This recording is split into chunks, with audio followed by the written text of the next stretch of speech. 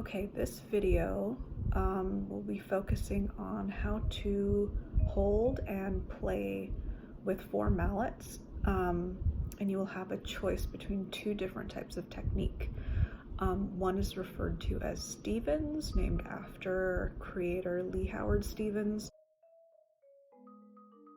and the other is named Burton, after Gary Burton. Lee Howard Stevens is a marimbist.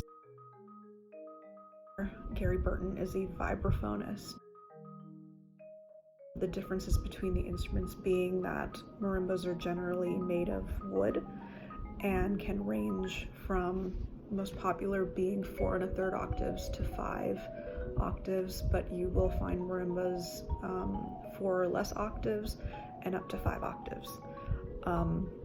The vibraphone is made out of metal and has a pedal that you can use to control the amount of sustain that the instrument has, and generally ranges from 3 1/2 octaves to 4 1/2 octaves, and you can find sizes in between, the most popular being at least 4 octaves.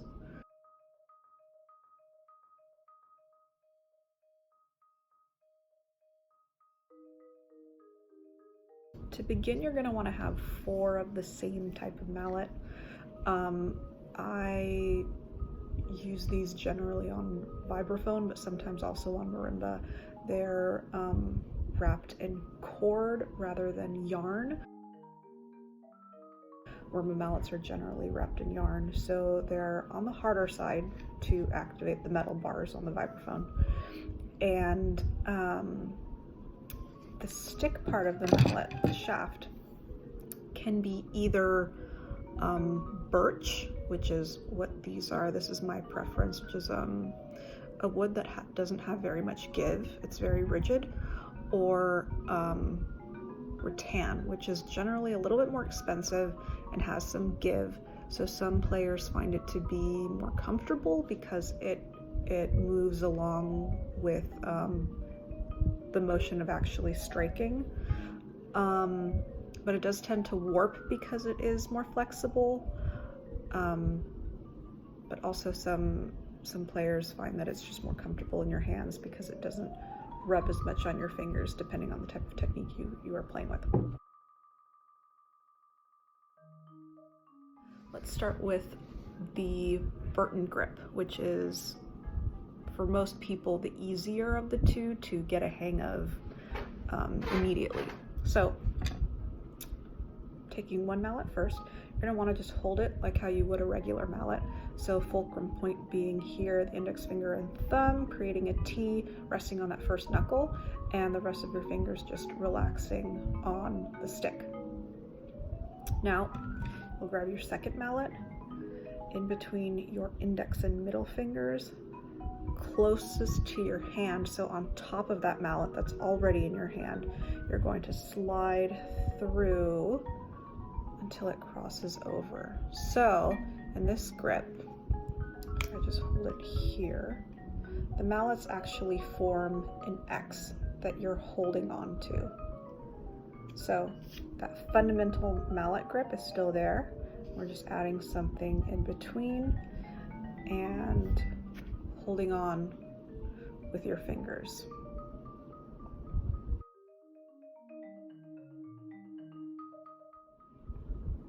The strokes,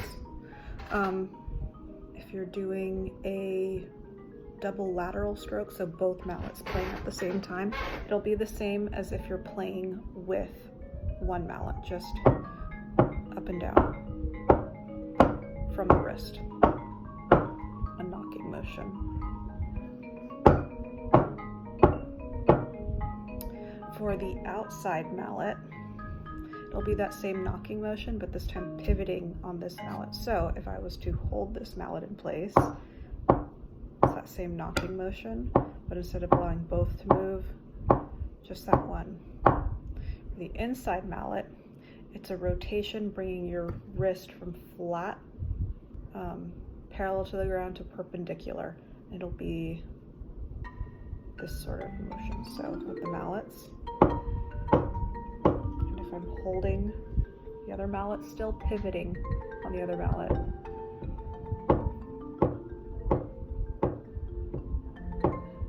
Okay, those are our 3 super basic strokes. Now, the other technique is a little bit more complicated. In this one, a lot of the smaller muscles in your hands are going to be used, so it takes a long time generally for players to develop this technique.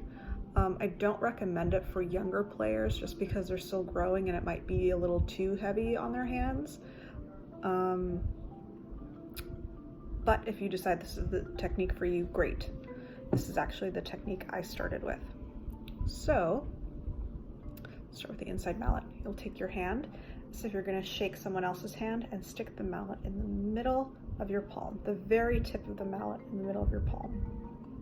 Okay, now I'm going to bring the mallet around so that I'm going to balance it on that first knuckle of my index finger, keeping my hand out like I'm going to shake someone's hand. All right, now from here, I'm going to rest my thumb and form that same T that we've made when we're holding 2 mallets, or the Burton grip. All right. Then from here, my middle finger is just going to rest on the shaft, keeping it in place. Ring finger and pinky finger are not doing anything yet. All right, thumb stays flat. Everything is as relaxed as possible. We're only trying to keep everything in place. Outside mallet. In between ring and middle finger, and slide until there's enough mallet for you to grab. The goal is to have as little mallet sticking out from here as possible. So if Lee Howard Stevens was watching this, he'd be like that, if not less. I recommend that players who are just starting actually at least stick out to where their hand ends, just enough so that you don't see it on the other side of your palm,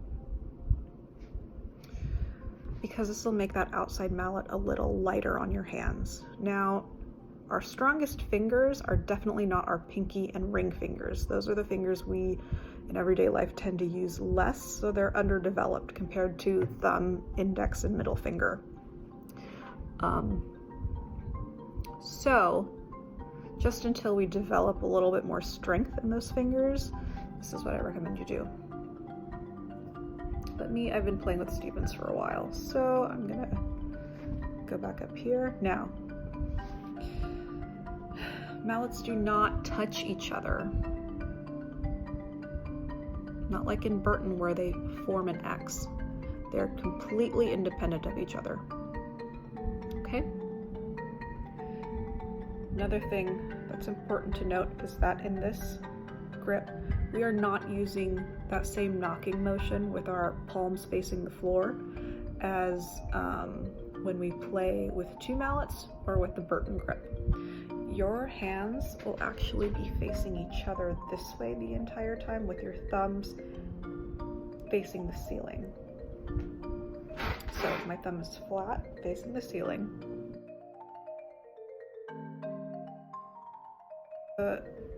Basic strokes: lateral stroke, double lateral stroke.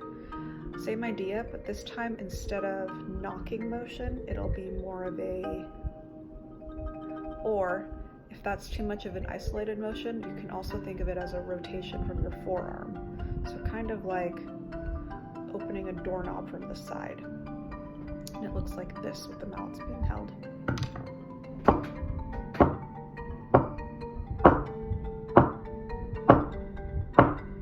Notice I'm not moving from the elbow, it's all primarily from the wrist. I'm trying to play 100% from the wrist. If not 100% from the wrist, there's a little bit of forearm motion, but definitely not from the elbow.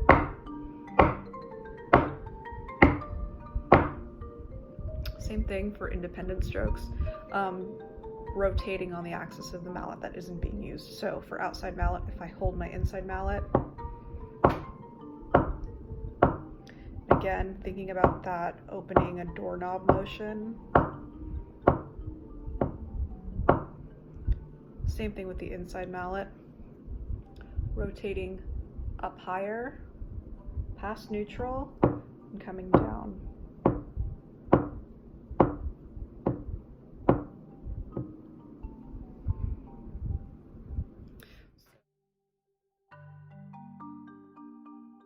So those are your super basic double lateral and independent stroke techniques for both Burton and Stevens. One grip really isn't more beneficial over the other. They both have their pros and cons. It really comes down to what is more comfortable in your hands.